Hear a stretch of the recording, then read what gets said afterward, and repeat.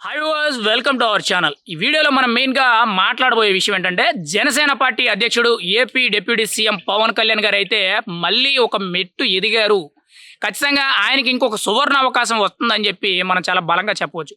ఎందుకు అని అంటే ఏపీ ఎన్నికల్లో ఆయన వేసిన మార్క్ రికార్డ్ ఏదైతే ఉందో ఆ మార్క్ రికార్డ్ అనేది ఒక వన్ సైడ్గా ఒక స్ట్రాటజిక్గా 100% స్ట్రైక్ రేట్తో 21 స్థానాల్ని వన్ సైడ్గా గెలవడం జరిగింది.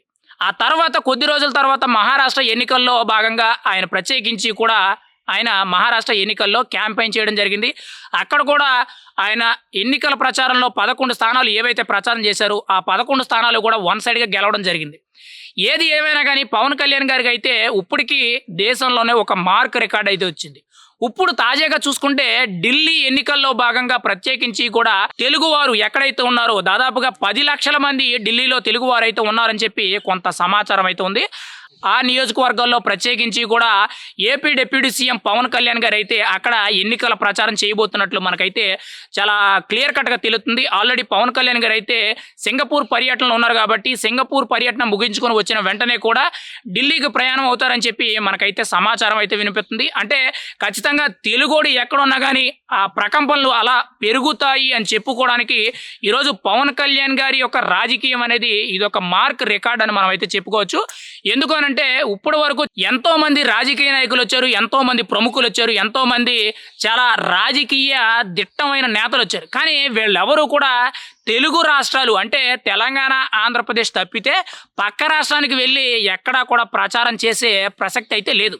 గతంలో ఎంతో మంది సీనియర్ లీడర్లు వచ్చారు, కానీ వాళ్ళెవ్వరికీ కూడా ఇప్పటి వరకు పక్క రాష్ట్రాలు అంటే కర్ణాటక కానీ, తమిళనాడు కానీ, మహారాష్ట్ర కానీ, ఢిల్లీ కానీ ఎక్కడైనా కానీ ప్రచారం చేసే అవకాశం లేదు. కానీ ఎక్కడైనా కానీ వాళ్ళకి ఎన్నికల ప్రచారం చేసే అవకాశం అనేది దక్కలేదు. ఎందుకు అనంటే వాళ్ళ స్థాయి అనేది ఈ 2 తెలుగు రాష్ట్రాల వరకే ఉండిపోవడం అయితే జరిగింది. కానీ ఈరోజు పవన్ కళ్యాణ్ గారు ఎప్పుడైతే 100% స్ట్రైక్ రేట్తో ఎన్డీఏ కూటమి అంటే బీజేపీ, టీడీపీ, జనసేన ఏవైతే కలుపుకొచ్చి ఈరోజు ఆంధ్రప్రదేశ్లో వన్ సైడ్ ఫలితాలను ఇచ్చి ప్రభుత్వాన్ని చాలా బలంగా నిలబెట్టడానికి పనిచేశాడో ఇప్పుడు సేమ్ అదే ఫ్యాక్టర్ అనేది ప్రతి చోట కూడా ఎన్డీఏ కూటమి ఎక్కడెక్కడైతే పోటీ చేయబోతుందో అంటే బీజేపీ తరపున ప్రతి చోట కూడా పవన్ కళ్యాణ్ గారు అయితే ఒక స్టార్ క్యాంపెయినర్ కింద, ఒక సెలబ్రిటీ క్యాంపెయినర్ కింద ఆయన అయితే వెళ్ళడం అయితే జరుగుతుంది. మహారాష్ట్ర ఎన్నికల్లో ఏదైతే ఒక మార్క్ రికార్డ్ అనేది వచ్చిందో ఇప్పుడు ఢిల్లీ రాజకీయాల్లో కూడా పవన్ కళ్యాణ్ ప్రసంగాలే కానీ, పవన్ కళ్యాణ్ గారి రోడ్ షోలే కానీ, పవన్ కళ్యాణ్ స్పీచ్లే కానీ ఏ విధంగా ఉంటాయి, ఖచ్చితంగా ఏ విధంగా ప్రభావితం చూపుతాయని చెప్పి ప్రతి ఒక్కరు కూడా ఎదురు చూడడం అయితే జరుగుతుంది.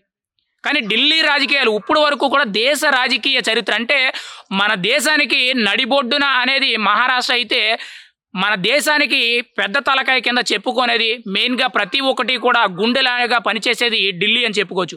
అలాంటి హస్తినాపురానికి ఈరోజు పవన్ కళ్యాణ్ గారు అయితే ఢిల్లీ పర్యటనకైతే బయలుదేరే అవకాశం అయితే వచ్చింది. తెలుగోళ్ళు ఎక్కడైతే ఉన్నారో ఆ ఏరియాల్లో ఆ స్థానాల్లో అయితే పవన్ కళ్యాణ్ గారు అయితే ప్రచారం చేయడం జరుగుద్ది. ఖచ్చితంగా బీజేపీని గెలిపించడానికి పవన్ కళ్యాణ్ గారు అయితే ఒక వజ్రాయుధం లాగా, ఒక హస్త్రం లాగా పనిచేయడం అయితే జరుగుతుంది. ఖచ్చితంగా ఢిల్లీ ఎలక్షన్స్లో పవన్ కళ్యాణ్ అంటే ఏంటి, తెలుగోడు ఎలా రాజకీయం చేయగలడు, పవన్ కళ్యాణ్కి ఇప్పటికే సనాతన ధర్మవాది అనే కానీ లేదనంటే మెయిన్గా చూసుకుంటే ఒక స్టార్ క్యాంపెయినర్ కింద కానీ, జనసేన అధ్యక్షుడి కిందే కానీ, ఏపీ డిప్యూటీ సీఎం కింద కానీ బోల్డ్ అన్ని బిరుదులు అయితే ఉన్నాయి.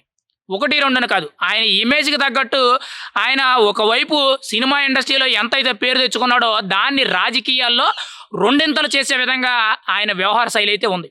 ఆయన పదవెక్కిన 8 నెలల్లోనే ఒక రికార్డులు సాధించాడు. పంచాయతీరాజ్ శాఖలోనే కానీ, గ్రామీణాభివృద్ధి శాఖలోనే కానీ, అటవీ పర్యావరణ శాఖలోనే కానీ ఆయనకంటూ కూడా ఒక కొత్త మార్పు కానీ, ఒరవడిని కానీ తీసుకొచ్చారు. మరి అటువంటి నేత ఈరోజు ఢిల్లీలో ఖచ్చితంగా ఆయన ప్రచారాలు, స్పీచ్లు ఇచ్చినట్లయితే ఏ విధంగా ఉంటుంది అనేది చూడాలి. ఇటు బీజేపీ కూడా 100కి 100% ఆయన్ని ఉపయోగించుకోవాలి. ఆయనకున్న స్టార్డమ్ ఏదైతే ఉందో, ఆయనకున్న క్రేజ్ ఏదైతే ఉందో ఖచ్చితంగా దానివల్ల ఎంతో కొంత ఓట్ బ్యాంక్ అనేది చాలా వన్ సైడ్గా మనకి బెనిఫిట్ అవుద్ది అని చెప్పి ఒక కీలక నిర్ణయం తీసుకోవడం జరిగింది. ఎప్పుడు కూడా మోడీ గారు, అమిత్ షా గారికి పవన్ కళ్యాణ్ ఒక కీ ఫ్యాక్టర్ కింద పనిచేశాడు. రాబోయే రోజుల్లో సౌత్ ఇండియాలో అంటే దక్షిణ భారతదేశంలో ప్రత్యేకించి కూడా పవన్ కళ్యాణ్ అనే వ్యక్తి రాజకీయాలకు అతీతంగా కానీ అన్ని విషయాల్లో కూడా ఆయన ఎదిగే అవకాశం అయితే కనబడుతుంది. ఇప్పటికే కూడా చాలా తారాస్థాయికి ఇప్పటికే కూడా చాలా తారాస్థాయికి చేరుకున్నారని చెప్పుకోవాలి. కానీ ఇప్పటికే ఇక్కడ మహారాష్ట్ర ఎన్నికల్లో తనకంటూ ఒక రికార్డు, ఏపీ ఎన్నికల్లో తనకంటూ ఒక రికార్డు, ఇప్పుడు ఢిల్లీ ఎన్నికల్లో కూడా ఎటువంటి రికార్డు వస్తుందని చూడాలి.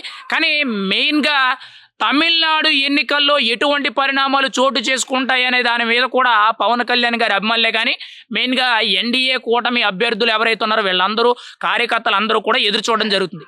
ఏది ఏమైనా కానీ ఢిల్లీ పర్యటనకైతే పవన్ కళ్యాణ్ అయితే సిద్ధం అవబోతున్నారు. ఖచ్చితంగా తెలుగోడి రాజకీయం అనేది ఈరోజు హస్తినాపురాన్ని శాసించే దిశగా ఎదుగుతుందనంటే రాష్ట్ర రాజకీయాల్లో, ఆంధ్ర రాష్ట్ర రాజకీయాల్లో, తెలుగు రాష్ట్ర రాజకీయాల్లో ఇటువంటి కీలక నేతనైతే ఇప్పుడు వరకు కూడా చరిత్ర ఎన్నడూ చూసిన రోజైతే లేదు. మరి ఎన్డీఏ కూటమికి పవన్ కళ్యాణ్ ఫ్యాక్టర్ ఏ విధంగా పనిచేస్తుంది అనేది మనమైతే ఎదురు చూడాలి. ఏది ఏమైనా కానీ పవన్ కళ్యాణ్ అనే వ్యక్తి ఒక శిఖరం అనేటట్టు రోజు రోజుకి కూడా ఆయన స్థాయి అయితే పెరుగుతుందని మనం చాలా బలంగా చెప్పవచ్చు.